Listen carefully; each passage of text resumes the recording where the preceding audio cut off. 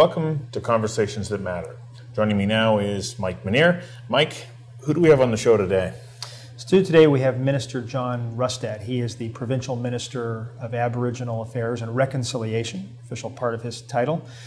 Minister Rustad comes from northern BC. I always find it interesting where these politicians come from. He was raised in the interior, grew up fishing, hunting, in the outdoors. So he has a real appreciation for the challenges and the opportunities that come with potential resource development in BC and First Nations relations. He talks about the fact that it's taken us a lot of work and a lot of time, 20 years, to get not a lot done in terms of treaties with First Nations, and that we have to manage our expectations, that it could be another 20 years and we may still only have a few new treaties, that we're talking about over 200 First Nations that the province has to develop agreements with. And if you think about LNG, that's 40 to 50 First Nations alone that have potential to weigh in on the LNG piece. So Minister Rustad has quite a big challenge carved out for himself. Well, also he's going to be overseeing a process that is going to have legislative and potentially constitutional challenges and changes that have to be part of the equation as we move forward. And you're absolutely right. The Supreme Court decision, the Tsilhqot'in, really introduces a whole new level of uncertainty and challenge that he's going to have to grapple with. He's been pretty clear that as it relates to resource projects, that he thinks the province with their 5 conditions has done a good job of being clear of what we're going to be seeing in terms of not only protecting the environment, but shared prosperity. In other words, prosperity for the companies that are developing these projects, but also the First Nations and the local communities. So that's his goal, shared prosperity. He states it over and over again. And it'd be interesting to hear from him how he plans to ensure that shared prosperity. So in light of the conversation that I had with Chief Joe Alphonse and then also with Grand Chief Stuart Phillip from the Union of BC Indian Chiefs, they're saying that the province has to do more. But they're also saying, let's not overreact. The province is open for business. So let's now go to that conversation that I had with Mr. Rustad on September the 15th.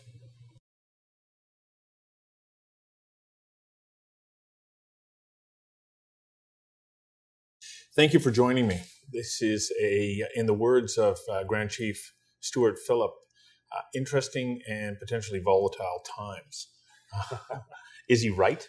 I think, when you look at relations in British Columbia, they've come a very long way in the last 9 years. And I would say that relations today are better than they have been perhaps at any time in our past. That's not to say that there isn't a lot of work that still needs to be done. We're at a bit of a crossroads right now because of a recent court decision. And so I wouldn't necessarily say that they're volatile, but certainly there's a peaked interest and a peaked expectation, and we're going to be working to try to find a way through that. Well, I interviewed Chief Joe Alphonse, and he said this isn't a game changer; it's a whole new game. And he's saying the province has to come to us with more if we're going to move forward.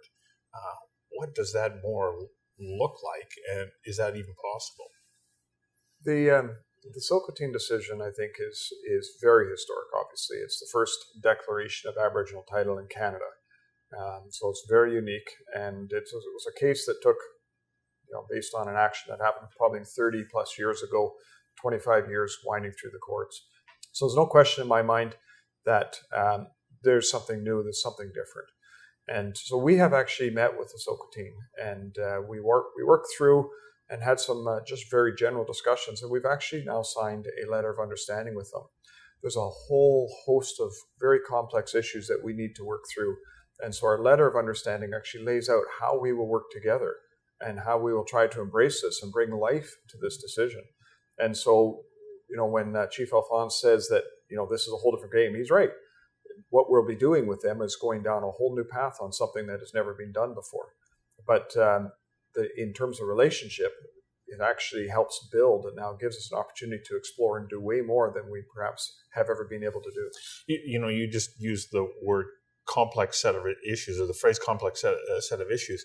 And I think that might be an understatement, phrasing it that way. Like there's layer upon layer upon layer, and historical ways in which we have interacted with and against one another?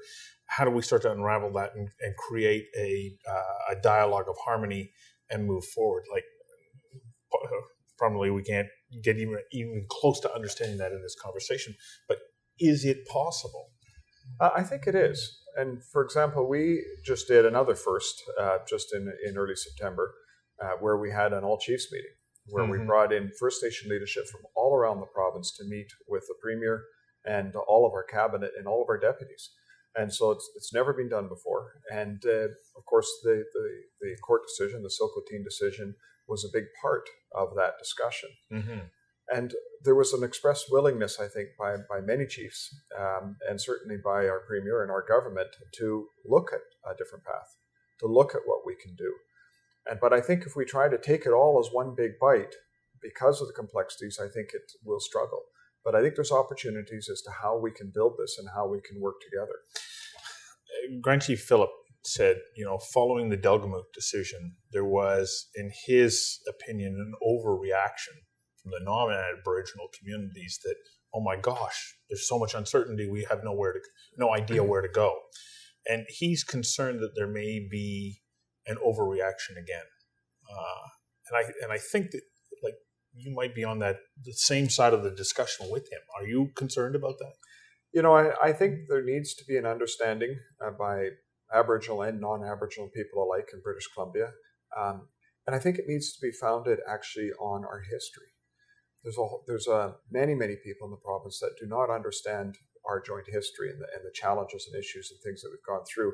The Truth and Reconciliation Commission and the work that they did kind of pointed that out in terms of people's lack of understanding of many of the things.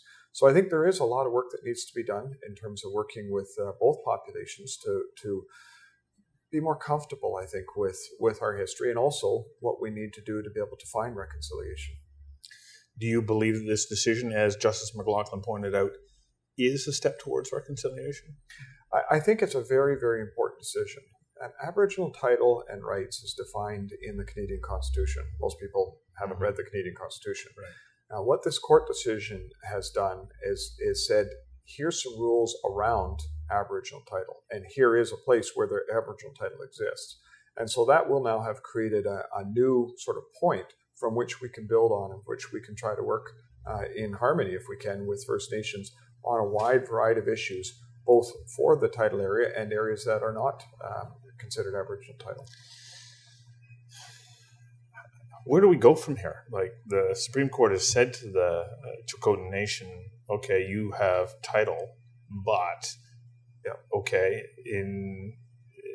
effectively they do, but it's not a done deal yet. What has to happen next? And then how do you go towards creating a regulatory and an investment climate within that region that makes business possible? So in terms of defining the title, that is a done deal. There is title there, but there's some rules around the title which makes it somewhat challenging to consider some of the options that the Tsilhqot'in may want to do. And so what we need to now do is figure out how can we work with them within the law, within the jurisdictions, to be able to help them achieve that. And it may be that we need to be looking at going even beyond title in terms of how we do that. I don't know at this point, and that's why I say it's a very, very complex issue.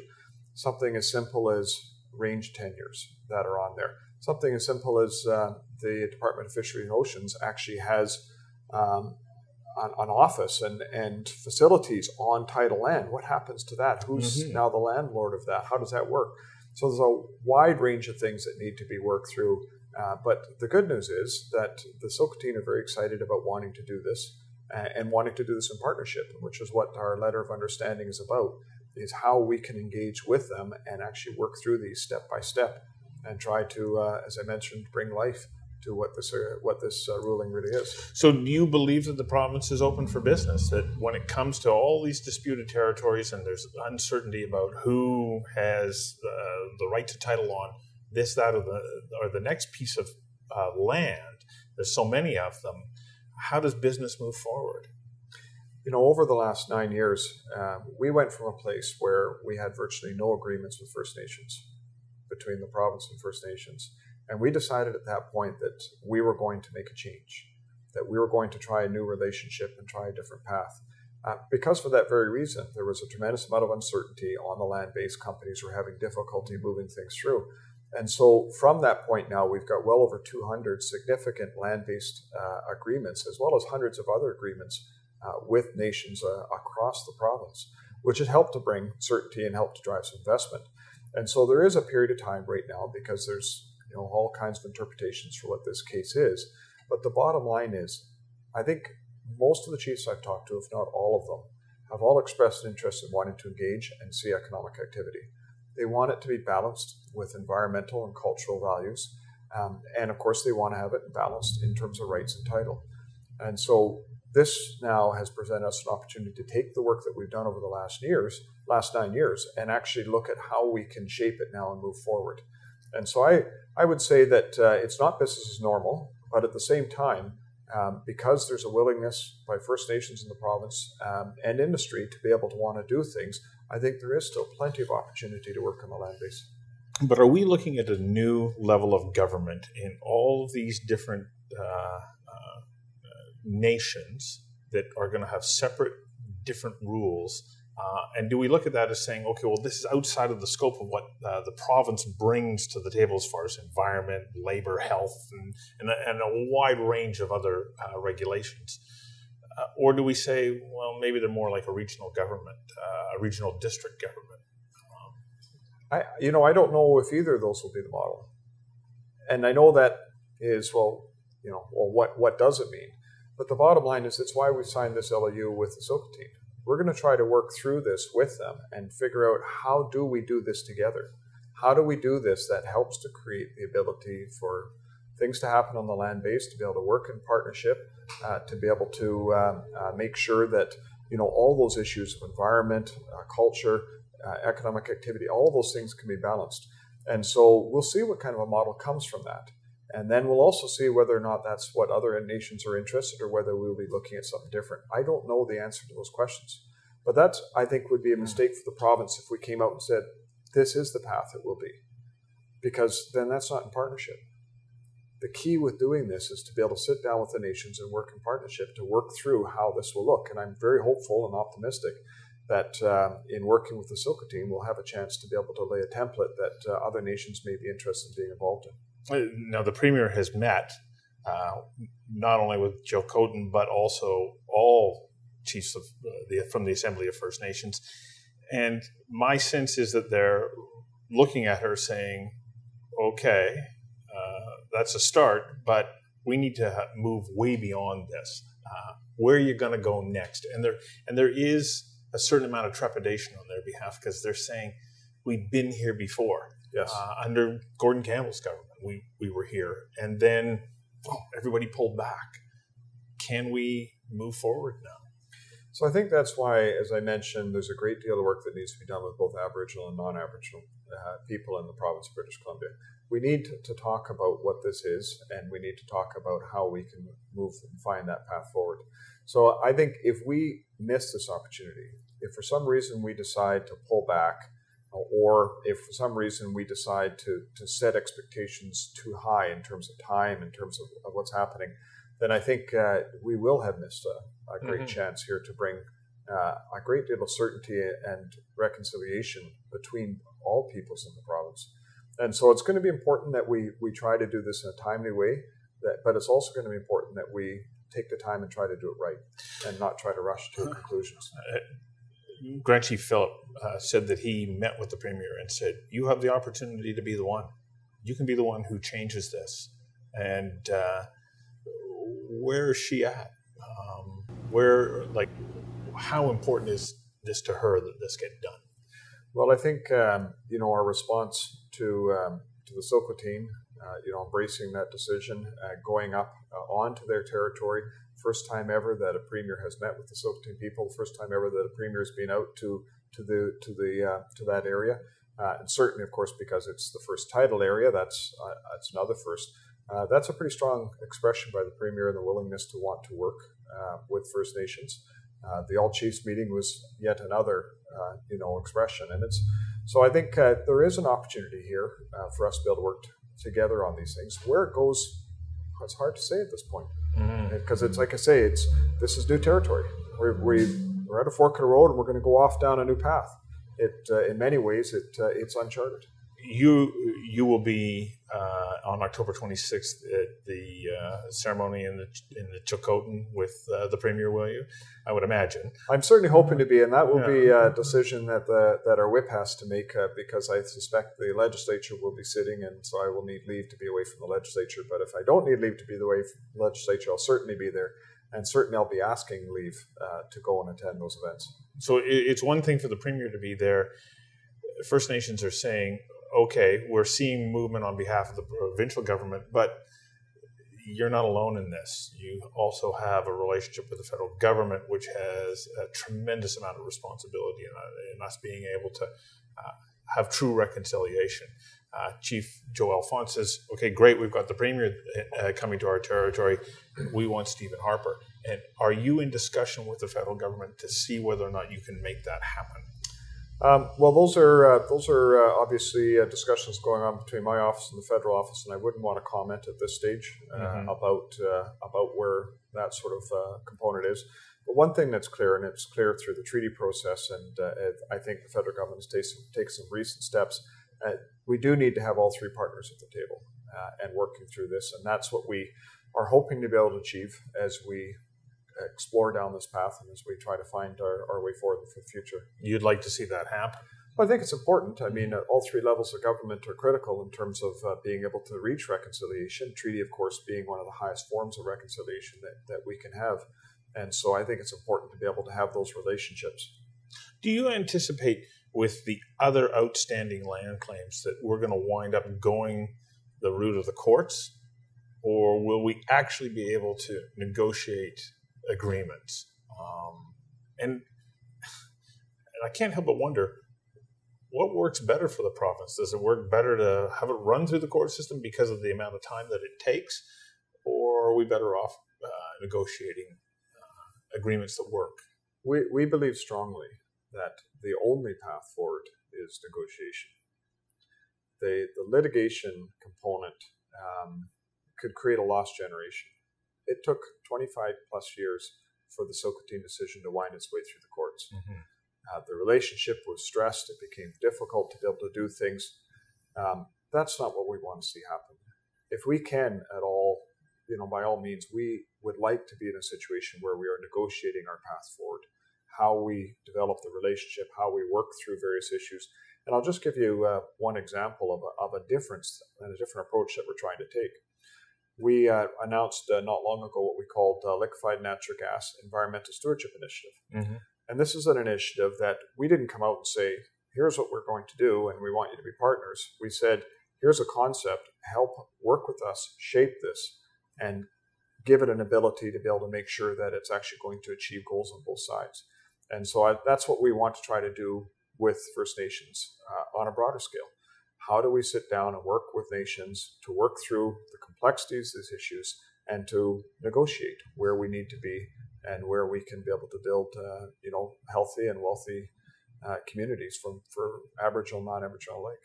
Are we going to be able to do that if First Nations industry and the provincial government say that's the direction we want to move in, but the feds aren't joining us?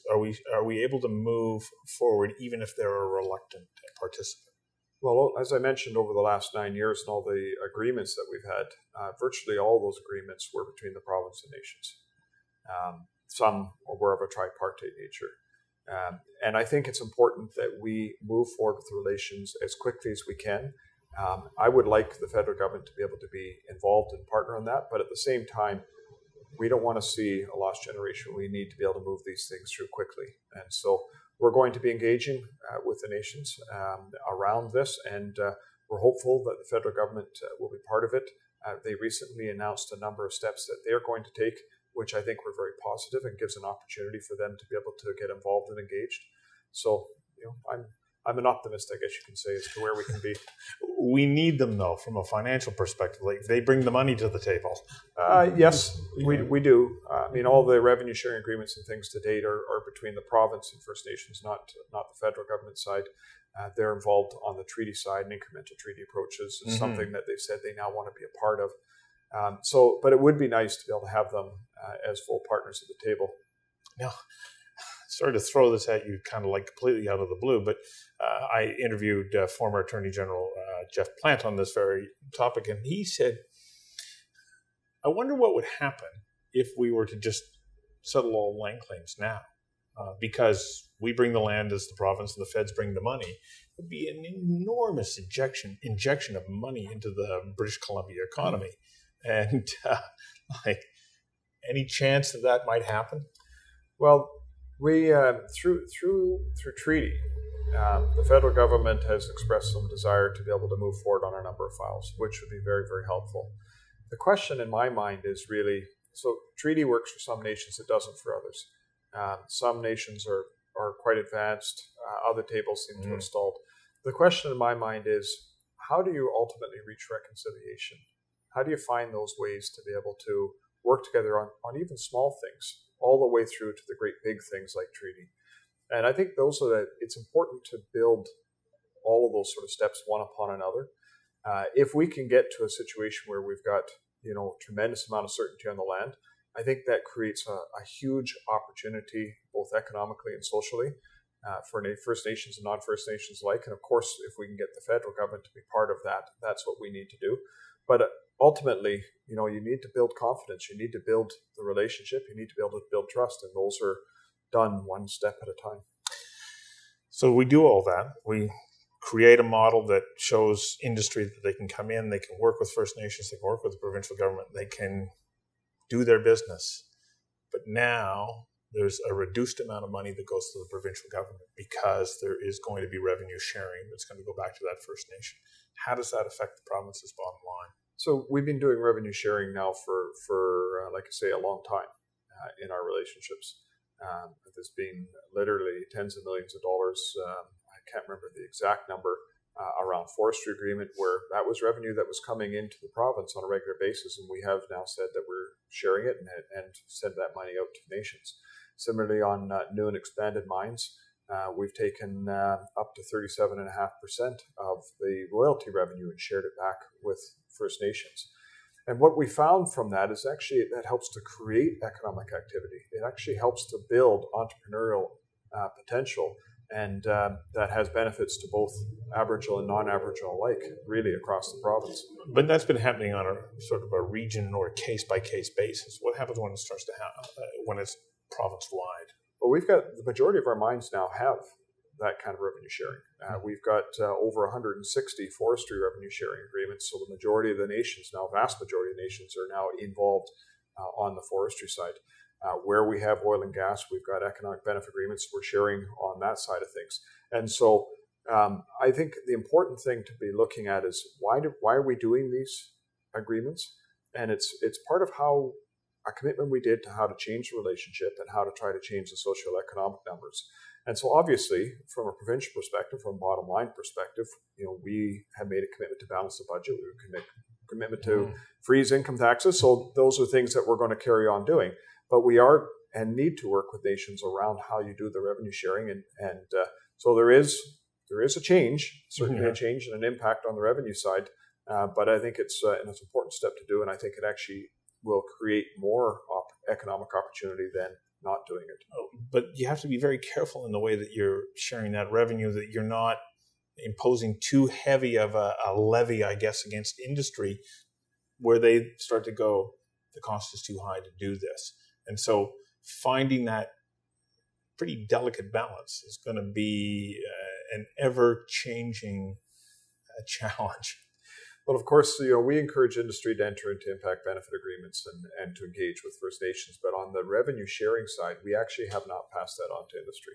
Mm-hmm. So those have been revenues that would have come to the government that we have shared through what we normally would have had. So we haven't said, okay, well, we're going to do 37.5% of the mineral tax on new and expanded mines. And by the way, we're increasing, but we haven't gone through that route. And that's certainly not our intention at this stage. So is it important to you that industry understand that there isn't going to be an increase on I can't say that there won't be an increase. But to date, in the work that we've done, we have not had any increases. And I think it's important, and I think industry does understand that in terms of how we've been trying to work together.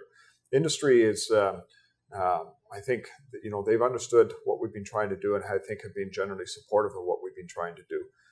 Ultimately, if you have those partnerships between the province and First Nations, and if you have those partnerships between First Nations and industry, and you're going to have a much better environment for activity to be able to happen. Investors are going to have more confidence to be able to want to put dollars in the ground because they can see how they can get a return. And you have that stability that I think all investors want to be able to see.